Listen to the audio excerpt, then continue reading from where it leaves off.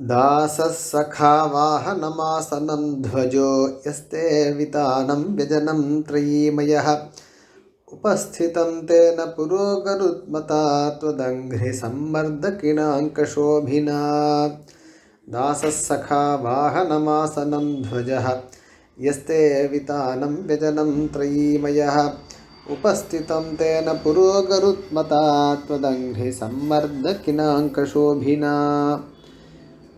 नमो नमो यामुनाय यामुनाय नमो नमः नमो नमो यामुनाय यामुनाय नमो नमः अस्मद्गुरुपरम्परायै नमः நம சபாயை. 40வது பத்தியத்தில் ஆதிசேஷனை அனந்தனை ஸ்துதி செய்தார். அவரை மாதிரி கைங்கரியம் செய்ய வேண்டும் என்று. அதற்கு பிறகு இப்போது அவரை மாதிரி நித்திய கைங்கரியம் செய்யக்கூடிய நித்திய சூரிய கோஷ்டியில் இடம்பெற்றிருக்கக்கூடிய கருத்மான், சுபர்ணோசி கருத்மான் ஸ்ருதி கொண்டாடக்கூடிய கருடன், பெரிய திருவடி என்று நாம் அழைக்கக்கூடிய அவரை அனுபவிக்கின்றார், அவரை ஸ்துதி செய்கின்றார். அந்த பெரிய திருவடியான கருடனே பகவானுக்கு கொடியாகவும் எல்லாமாகவும் இருக்கின்றார் அப்படின்னு இந்த இடத்துல ஸ்துதி. தாசக சகா வாகனம் ஆசனம் துவஜா. தேசிகனுடைய சுவாமிகளுடைய வியாக்கியானத்தை பார்க்கலாம். எதுக்காக தாச சப்தத்தை இங்கே பயன்படுத்தினார்னு. சகாவாக இருக்காரா, எப்படி சகாவாக இருக்கின்றார் அதையும் பார்க்கலாம். சகான நண்பன், தாசன்னா அடியவன். வாகனமாக இருக்கின்றார், புறப்பட்டு செல்லும்போது வாகனமாக இருக்கின்றார். ஆசனம்னு சொன்னால் இருப்பிடமாகவும் இருக்கின்றார். துவஜக கொடியாக இருக்கின்றார், விதானமாக இருக்கின்றார், சாமரமாக இருக்காராம். மேலும் உபஸ்திதம் தேன புரோ கருத்மதா துவதங்கிரி சம்மர்த்த. அதாவது பகவான் நம்ம இதில் சேவிக்கிறோம் இல்லையா, கருட சைடில் சேவிக்கும்போது அவருடைய தோளில் தழும்பு ஏற்படுறதான், பகவானுடைய திருவடி பட்டு அந்த தழும்பு ஏற்படுறதான். அந்த தழும்புகள்னால இன்னும் அவர் பிரகாசமாக ஜொலிக்கின்றார். அப்படிப்பட்ட கருடாழ்வாரால் நீ வணங்கப்படுகின்றாய் அப்படின்னு பகவானுக்கு ஒரு விசேஷம். ஏவம் அனந்தவத் ததவசரோச்சித சேவார்த்த நானாவித ரூபபேதை கிங்கூர்வானேன கருத்மதா சேவிதத்துவம் இத்தியாக சேவிதத்துவமாக. அனந்தனுக்கு பிறகு அவரை போன்றே ரூபபேதங்களை கொண்டு கைங்கரியம் செய்யக்கூடிய கருத்மான், அவரை பற்றி முந்தின ஸ்லோகத்தில் சேஷன்ற பதத்தை உபயோகப்படுத்தினார். அது ஆதிசேஷன், சேஷ இத்தீரித்தே ஜனகின்னு. இங்கே தாச சப்தத்தை கொண்டாடுறது. ஏன் அப்படின்னு சொன்னால், சேஷத்துவமானது அச்சேதனத்துவத்துக்கும் பொருந்தும். சேஷத்துவம் அப்படிங்கிற தன்மையானது பகவான்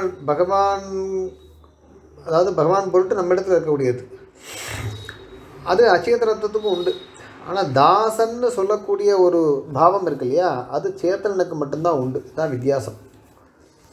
ரெண்டுமே சேஷபூதமாக இருந்தால் கூட அந்த சேஷபூதனாக இருக்கக்கூடிய தன்மையை நாம் உள்ளுக்குள்ளே வாங்கி கொண்டு நான் அவருக்கு தாசன் அப்படின்னு சொல்லக்கூடிய தன்மையானது சேத்தனனுக்கு மட்டும்தான் உண்டு. அதனால் அப்படி தான் லோக விவகாரம் இருக்குது. தத்தைவ லோக விவகாரத்தில். அதனால் அதை காண்பிப்பதற்காக இவருக்கு தாசகன் போட்டுட்டார். அப்புறம் சகான்னு போட்டிருக்காரு அப்படின்னு சொன்னால் கருத்மதஸ்து. இது ஸ்ரீமத் ராமாயண வச்சனம் சொல்கிறார். லோகநாதஸ்ய ராமஸ்ய சகா தாசோஸ்மி ராவணேத்தின்னு ஒரு வச்சனத்தை காண்பித்து கருத்மானுக்கு எப்படி சக்கித்வமானது, சகாவாக எப்படி ஆனது சொன்னால், அது கதாச்சித் அபிநய பிரயுக்தம். ஒரு முறை அபிநயமாக அது சொல்லியிருக்கலாம். அல்லது சமான சித்த விருத்தித்வம் சக்கித்துவம். சக்கித்துவம்னா என்னன்னு கேட்டால், ஒரே மாதிரி நினைத்து செயல்படுவது. அந்த தன்மை கருத்மானிடம் இருப்பதனால் அவர் இவருக்கு சகாவாக ஆனார்னு தர்ஷிதம் இத்தியாதி உக்த சித்த விருத்தி சாமியமாக விவக்ஷிதம்னு அவ்வாறு வைத்து கொள்ளலாம். வாகனம்ன்றது இவர் பறக்கும்பொழுது, கமனம் செய்யும்பொழுது இருக்கின்றது. திரையீமயகன்னு சொல்லச்சு வேதமயமாக இருக்கின்றார்னு அதுக்கு சுபர்ணோசி கருத்மான் திரிபிருத்தே சிரோகா யத்தஞ்சக்ஷஸ்தோம ஆத்மா சாமதே தனூஹு அப்படின்னு கிருஷ்ணஜெயத்தில் நான்காம் காண்டத்தில் முதல் பிரஷ்னத்தில் வேதம் ஸ்ருதி கொண்டாடுறது அதையெல்லாம் சுவாமி பிரமாணமாக காண்பிக்கின்றார். திரையீமயமாக இருக்கின்றார், சர்வ வேதமயமாக இருக்கின்றார்னு. அப்புறம் கடைசியில் வரைச்சே துவதங்கிரி சம்பர்த கினாங்க சோபினா இத்தி ஏதத் பூர்வோக்த ஜியாக்கினா நியாயேன கர்மவஷ்யத்த அபிநய தசாயாம். நித்திய சூரியாச்சே, இவருக்கு அப்ராக்கிருதமான திருமேனியாச்சே, இதெல்லாம் இருக்குமான்னு கேட்டால் அதுக்கு சொல்கிறார் எல்லாம் அபிநயமாக, அதாவது கருத்மானுக்கும் சாபம்லாம் ஏற்பட்டு அது மாதிரி கதைகள்லாம் புராணத்தில் இருக்குது. எல்லாமே அபிநய மாத்திரம்னு சுவாமி சில ரகசியங்கள்லாம் சாதிக்கிறார். அது மாதிரி இதெல்லாம் அது மாதிரி பாவித்து கொள்ள வேண்டும் அப்படின்னு இந்த ஸ்துதியானது கருத்மானை பற்றியது. உடனே त्वदीय भुक्तोज्झितशेष भोजिना त्वया निसृष्टात्मभरेण यद्यथा प्रियेण सेनापतिनान्यवेदि तत् तथानुजानन्तमुदारवीक्षणैः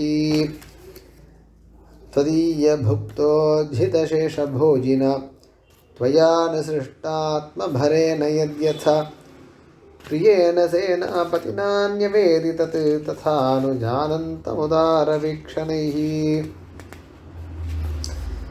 இந்த பத்தியம் மூலமாக சேனை முதலியார் அவரை விஸ்வக்சேனரை ஸ்துதிக்கின்றார். அவருடைய தாச சாம்ராஜ்யம் இருக்கணும், அவருக்கு சில கர்த்தவியங்கள்லாம் இருக்குது. ரொம்ப ஆச்சரியமான காரியங்கள்லாம் பண்ணுறார் அவர். சுவாமி தேசிகன் எதிரா சப்தத்தில் வரைச்சே வந்தே வைகுண்ட சேனான்யம் தேவம் சூத்திரவதி சகம் யத்வேத சிகரஸ்பந்தே விஸ்வமேதத் வியவஸ்திதம். அவர் கையில் ஒரு கரும்பு வச்சுட்டு இருப்பாராம். இன்றைக்கி நம்ம சேவிக்கலாம்.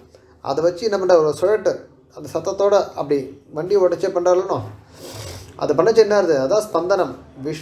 அந்த மூமெண்ட்டில் தான் இந்த உலகமே உண்டாருது அப்படிங்கிறது. அவருக்கு அந்த காரியத்தை பகவான் கொடுத்துருக்கின்றார். அதனால் விஸ்வக்சேனர் என்ன பண்ணுறாரு கேட்டால் துவதீய புக்த உஜ்ஜித சேஷ போஜி, நீர் ஸ்வீகரித்து கொண்ட அந்த அன்னத்தையே அதனுடைய சேஷத்தையே பிரசாதமாக அவர் உண்டு, உம்முடைய பிரசாதத்தையே உண்டு. உமக்கு அந்த நித்திய விபூத்தி என்ன லீலா விபூத்தி என்ன அதில் சில நிர்வாகம் பண்ணக்கூடிய பொறுப்பெல்லாம் இருக்குது.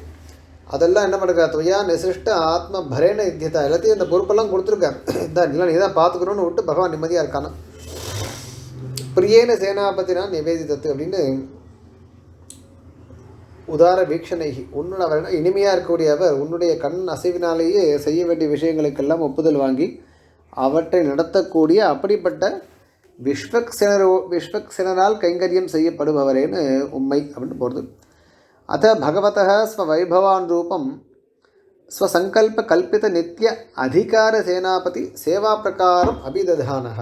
பகவானுடைய அவனுடைய வைபவத்துக்கு அனுரூபமாக இருக்கக்கூடிய அவன் சங்கல்பத்துக்கு கல்பிக்கப்பட்ட அந்த நித்திய அதிகார சேனாபதியாக அவருக்கு கொடுக்கப்பட்ட அந்த பிரகாரத்தை எல்லாம் கூறுகின்றார். அது அவருடைய மந்திரம் இருக்கு. சீஷ புக்தி புக்தோ ஜித சேஷ ஜீவனன்னு அதெல்லாம் எடுத்து காண்பிக்கின்றார் பிரமாணமாக. त्वदीय भुक्तं तद्भुक्तं यद् भोक्तव्यतया भोजन पात्र निहिते किंचित अभुक्तं स्यात् तद् भुक्तोजितम् इति उदीर्यते तदेवात्र भुक्तशिष्टतया शेष शब्दार्थः. அதாவது பாத்திரத்தில் எடுத்துக்கொண்டு மிச்சம் இருக்கணும், உண்ணாமல் இருக்கக்கூடிய அவருக்கு அம்சம் பெற்றுட்டு அதில் ஒரு பாகம் அவருக்குன்னு தாற்பயம். பகவானுடைய பிரசாதம்னு அர்த்தம் நமக்கு. அப்படி துவயா நிசிஷ்ட ஆத்மபரேன அதை உண்டு இருக்கக்கூடியவர் ஸ்வச்சந்த விற்த்தினா துவயா சமர்ப்பித்த ஆத்மபரேன. நீ என்ன பண்ணுற, அவரிடத்துல ஸ்வச்சந்த விற்பி இண்டிபெண்ட்டாக இருக்கக்கூடிய நீ அவரிடத்துல அந்த இதை பொறுப்பு அவரிடத்துல நீ ஒப்படைக்கின்ற. இது சேனா நிர்வாகனாதி பாரக சேனாபதித்வேன கல்பித்தே, அதை பாரம் அந்த பொறுப்பாக அதையெல்லாம் அவர் பண்ணுகின்றாராம். அதில் வரைச்சி எல்லாம் அவர் அதை வைத்து கொண்டு அவர் சொல்கிறார். வாஸ்தவத்தில் பார்த்தா இந்த சின்ன விசாரம்லாம் பண்ணுற சுவாமி. அந்த விசாரத்தில் வரைச்சி விஸ்வசிருஜகன்ற பதம்லாம் எப்படின்னு கேட்டால் சில சமயங்களில் அவரை குறித்து கூறக்கூடிய பதங்கள் எல்லாம் இதெல்லாம் பகவானுக்கே போய் நேராக போய் சேரும். அதெல்லாம் விசேஷ பூத பரமாத்ம பரியந்தம் வா நேத்தவியம் சொல்கிறேன். சில இடத்துல நமக்கு ஏதாவது நெருடல் இருந்ததுன்னா சில காரியங்களை கொண்டு பார்க்கும்போது அதெல்லாம் அந்த சப்தம் அந்த சமயத்தில் பகவானுக்கே அன்வைக்கிற மாதிரி நாம் வியாக்கியானம் பண்ணணும் அப்படின்னு. அப்புறம் ஒரு நிவேதித்தம்னு ஒரு பாட்டம் இருக்குது. நிவேத பாட்ட பேதெல்லாம் விசாரம் பண்ணுறார். அதற்கு பிறகு நித்திய கோஷ்டில் இருக்கார் இல்லையா அவர், பகவதி தத் பரிஜனேஜ சர்வஜேபி ஏவம் நிவேதன பிரேக்ஷனாதி வியாபார ஸ்வச்சந்த லீலா பிரவருத்தாக. ஒரு கேள்வி கேட்கலாம், சர்வஜாலாக இருக்கா எல்லாருமே, ஒருத்தர் சொல்லி ஒருத்தர் கேட்கறது இதெல்லாம் வேணுமான்னு கேட்டால் எல்லாம் லீலா பிரவருத்தம்ன்றார். நிவேதன பிரேக்ஷனாதி சொல்கிறது, பார்க்கறது, பார்த்து செய்கிறது, வியாபாரங்கள்லாம் இருக்கு கேட்டால் எல்லாம் லீலா பிரவருத்தமாக நடக்கக்கூடிய விஷயங்கள் அப்படின்னு. அந்த மாதிரி இவர் அப்படிப்பட்ட விஸ்வக்சேனரை ஆள வந்தார் நம்முடைய சுவாமி துதி செய்கின்றார். அதற்கு பிறகு இப்போ பொதுவாக 3 நித்தியசூரிகளை பிரித்து, ஆதிசேஷன், கருத்மான், அப்புறம் விஸ்வக்சேனர். இப்போ பொதுவாக எல்லாருக்கும் ஒரு பத்தியம், எல்லா நித்தியசூரிகளுக்கும் ஒரு பத்தியம். அதாகிலக்லேஷ மலை ஸ்வபாவதஸ்ததானுகூல்யைகரசைஸ்தவோசிதைஹி गृहीत तत्तत् परिचार साधनैः निषेव्यमानं सचिवैर्यथोचितं हताखिलक्लेशमलैः सुभावतः त्वदानुकूल्यैकरसैस्तवोचितैः गृहीत तत्तत् परिचार साधनैः निषेव्यमानं सचिवैर्यथोचितं ते एते नित्यसूरिषु பிரதானதமாக त्रयः उक्ताः. இந்த நித்தியசூரிகளில் 3 பேர் பிரதானமானவர்கள். அவரை பற்றி இப்போது சொல்லி ஆயிற்று. இதே விஷ்ணு சூக்தத்தில் வச்சு சதா பஷ்யந்தி சூரைகள் நமக்கு பிரமாணம் இருக்குது. நித்தியசூரிகள்லாம் இருக்காண்டத்துக்கு வேதத்தில் பிரமாணம் இருக்குது, அதை நாம் கூற வேண்டும். ஆழ்வார் அனுபவிக்கிற மாதிரி அடியார்கள் குழாங்களோடு உன்னை உடன்கூடு தண்டுகளோன்னு திருவாயூர் அனுபவிக்கிற மாதிரி நித்தியசூரிகள் கோஷ்டில் இருந்து கொண்டு நமக்கு தோன்றது இல்லையா. எத்தனையோ பேருக்கு எலிஜிபிலிட்டி இருக்குது, எலிஜிபிலிட்டி இல்லாமல் இருக்குது. இப்போ கோவிலுக்கு போகிறோன்னா நம்ம சம்பிரதாயத்தில் ஏற்பாடு பண்ணி வச்சுருக்கா. எப்படின்னு கேட்டால் முதல்ல அருளிச்செயல், முதல்ல திவ்ய பிரபந்த கோஷ்டி, அப்புறம் பகவான், அப்புறம் பின்னாடி வேதபாரண கோஷ்டி. நம்மளில் சில பேருக்கு அதிகாரம் இருக்குது, அதிகாரம் இருந்து நம்ம பிரவர்த்திக்காமல் இருக்கோம். அதிகாரம் இல்லாமல் நிறைய பேர் இருக்கோம், அது அந்த கோஷ்டியில் போய் சேர்ந்துக்கிறதுக்கும். ஆனால் நம்ம பார்க்கச்சே நமக்கு ஆசையாக இருக்குது. அதிகாரம் இருந்தும் கற்றுக்கலனாலும் இவெல்லாம் பார்த்தா பொறாமையாக இருக்குது, எப்படி அழகாக சொல்லிட்டு போகிற. அந்த 4000 திவ்ய பிரபந்தம் என்ன, அல்லது வேத கிரம பாராயணம் என்ன, வீதியில் இல்லை சாக்கை என்ன, பாராயணம் என்ன, இவ்வளோ நம்ம அந்த கோஷ்டி இல்லாமல் போயிட்டோமே அப்படின்னு அதை பிரவர்த்திக்காத யோசிக்கிறோம். அல்லது பிரவர்த்திக்க முடியாதவா கூட அவளுக்கு அந்த யோசனை தோன்றது, ஆஹா என்ன விலட்சணமாக கோஷ்டி இருக்குது. அந்த நித்தியசூரியோட போய் நம்ம இருந்து எப்போது அனுபவிக்கப் போகின்றோம்னு இந்த ஒரு பத்தியம். ஹத அகில கிளேஷமலைஹி ஸ்வபாவத்தः, அவர்களுக்கு எப்பவுமே துன்பம் தோஷம் இதெல்லாம் எப்பவுமே கிடையாது. அவளுக்கு பகவானுக்கு சதானு கூலீக ரசைஹி தபோச்சிதைஹி, உனக்கு உச்சிதமாக இருக்கக்கூடிய உன்னுடைய சங்கல்பத்துக்கு அடிபணிந்து அவர்கள் கைங்கரியம் செய்வார்கள். அப்புறம் அந்தந்த தத்தத் பரிச்சார சாதனைகி, என்னென்ன தூபம் போடணும், தீபம் போடணும், சாமரம் வீசணும், எல்லாத்தையும் வைத்து கொண்டு இல்லையா அவர்கள் அந்த கைங்கரியத்தை செய்யக்கூடியவர்களாக இருக்கின்றார்கள். உன்னை வணங்கக்கூடிய நித்தியசூரிகளால் வணங்கப்படுபவனேன்னு உன் தன்மைக்கேற்ப அப்படின்னு ரொம்ப அழகாக அனுபவம். இதில் 3 பேர் முக்கியமாக பிரதானமாக முதல்ல சொல்லியாச்சு. இப்போ அத்த தத்வத் அசங்கியாத நித்தியசூரி சேவா பிரகாரம் ஆத்மனः பிராபியத்வேன அபிசந்தாயாக அதாக்கில. அதான் பிராபியத்துவம். நமக்கு அங்கே போய் நம்ம அந்த குழாங்களோட கூட இருந்து நம்ம போய் குளிர வேண்டும். அது எப்போதுன்னு தக அதை காண்பிக்கின்றார். அவித்யாஸ்மிதா ராகத்வேஷ அபினிவேஷः क्लेशः ते एव मलत्वेन उच्यन्ते. हत அகில क्लेश மலைஹி, மலம்னா அழுக்கு, क्लेशம்னா துக்கம். இதெல்லாம் ஹத அகிலன்னு சொன்னால் அதெல்லாம் இல்லாதவர்கள் அர்த்தம். என்னன்னு கேட்டால் அதெல்லாம் அவித்யா, அஸ்மிதா, ராகம், துவேஷம், அபினிவேஷம்னு யோக சூத்திரத்தோடு சொல்லப்படக்கூடிய கிளேஷங்கள்லாம் இதெல்லாம் இல்லாதவர்கள். தத் அவினாபூத திரிகுணாத்மக பிரகிருதி சம்பந்தோவா, அல்லது பிரகிருதி சம்பந்தமும் வச்சுக்கலாம், அதெல்லாம் அவர்களுக்கு கிடையாது. அப்பிரதிபுத்தா சர்வக்லேஷாக்கிராந்தாக பிரதிபுத்தாஸ்து கதிபய கிளேஷரகிதாக உபாயத்தோ நிவர்த்தி நிகில கிளேஷாஸ்து முக்தாக நித்யாஸ்து அநாதி நிர்தூத நிகில கிளேஷாக. அதாவது ஞானமே அடையாதவர்கள் எல்லா கிளேசத்தையும் வைத்துக் கொண்டிருக்கின்றார்கள். ஞானம் அடைந்தவர்கள் கத்திப்பைய சில கிளேசங்கள் இல்லாதவர்களாக இருக்கின்றார்கள். உபாயத்தை அனுஷ்டித்து அதன் மூலமாக மோட்சம் அடைந்தவர்கள் அவர்களுக்கும் இந்த எல்லா கிளேசம் கிடையாது. ஒரு காலத்தில் அவர்களுக்கு கிளேசம் இருந்தது. ஆனால் நித்தியர்கள் அப்படின்னு கேட்டால் அனாதி எப்போதுமே அவர்களுக்கு கிளேசமே கிடையாது. ஸ்ரூயத்தே தத் விஷ்ணோஹோ பரமம் பதம் சதா பஷ்யந்தி சூரேகன்னு சொல்லுவாங்க. அந்த மாதிரி அவர்களுக்கு அந்தளவுக்கு போற்றப்பட வேண்டியவர்கள்.